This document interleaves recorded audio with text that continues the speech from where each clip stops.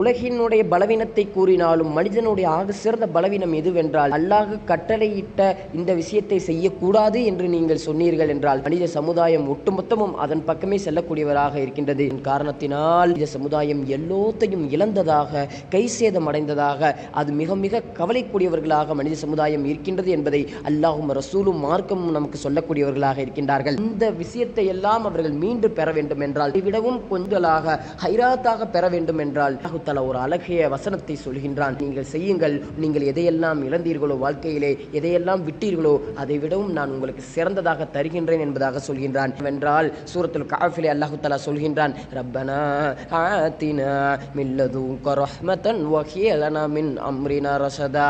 யா அல்லாஹ், உன்னுடைய ரஹ்மத்தை கொடுப்பாயாக, அந்த ரஹ்மத்திலே நாங்கள் எல்லாம் எதையெல்லாம் இழந்தோமோ அதை எங்களுக்கு மீட்டு கொடுப்பாயாக என்ற இந்த துஆவை உங்கள் வாழ்க்கையில் அதிகமாக துஆக்களிலே கேளுங்கள், தக்வாவோடு கேளுங்கள். அல்லாஹு தஆலா கண்டிப்பாக தரக்கூடியவனாக இருக்கின்றான். ஏனென்றால் அவன் ரஹ்மானான ரஹீமானவனாக இருக்கின்றான். நீங்கள் கேட்டு பெறக்கூடியதை அவனிடம் கேட்டு பெறுங்கள், மீண்டும் மீண்டும் அவனிடம் முறையிடுங்கள். நாம் இழந்ததை அல்லாஹு தஆலா கண்டிப்பாக கொடுப்பான். அப்படி யாரெல்லாம் எதையெல்லாம் இழந்தோமோ அதற்கு பகரமாக அல்லாஹு தஆலா சிறந்ததை கொடுக்கக்கூடிய நசீபை வல்ல ரஹ்மான் எல்லோருக்கும் தௌஃபீக் செய்வானாக.